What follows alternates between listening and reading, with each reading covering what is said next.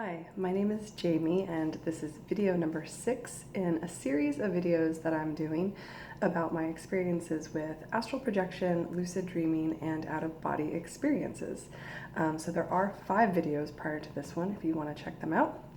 For today's story, I just wanted to share my experience I had when I tried to contact my higher self. And for the record, I had been working on this for a long time, probably about a month, and so I just want to go on record as saying that for the one success, there are 30 or 40 failed attempts prior, which I think is really, really important to keep in mind. So anyways, I had been house sitting or dog sitting for a friend of mine, and so I think that that's important because I was in a bed that was unfamiliar, and what I did was I took a nap at about 10:30.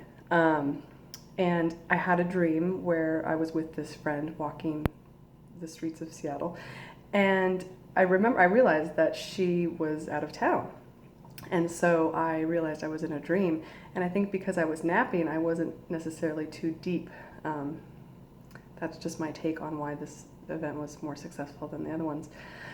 So anyways, I said, I did what I usually do, which is that I would just sort of ignore everything that I see, and I would say, I want to contact my higher self. I want to contact my higher self.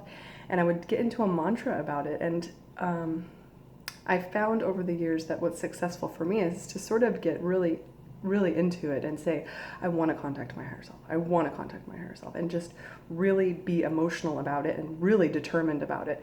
I'm not saying that that would work for everyone, but for me, it's very impactful. So anyways, what happened was I very quickly started feeling the vibrations, and I knew that I was onto something. And I think for me in particular, I have had a lot of success doing something that I can only describe as projecting my mind. So there's been countless times that I don't necessarily go anywhere, but I access things that are very, very apparently outside of myself. So basically what happened was I had felt the vibrations in the building happening, and I kept at it, and all of a sudden in front of me, in front of my field of vision, the image of the dreamscape started tearing away, almost like old westerns do with the burning of the paper.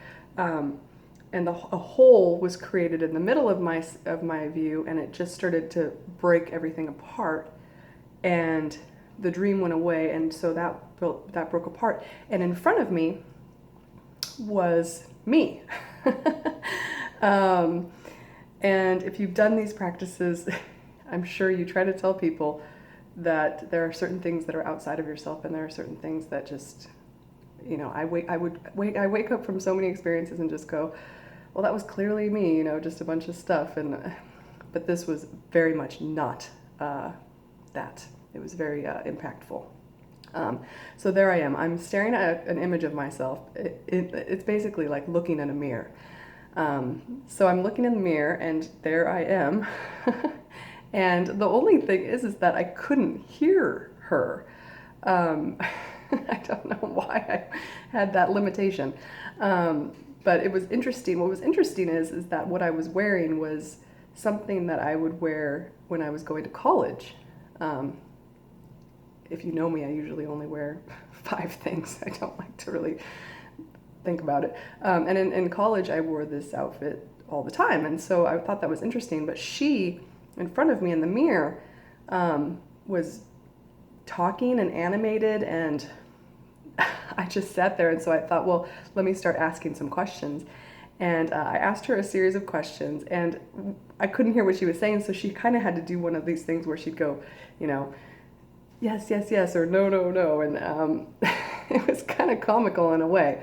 I did ask, at the time I was questioning whether or not I should maybe become a massage therapist, and I asked her that, and she said, no, no, no, no, no. She's like, no, no, no. And she's like flailing her arms, very, very animated, and just said, like, basically like, no, that would be a bad idea.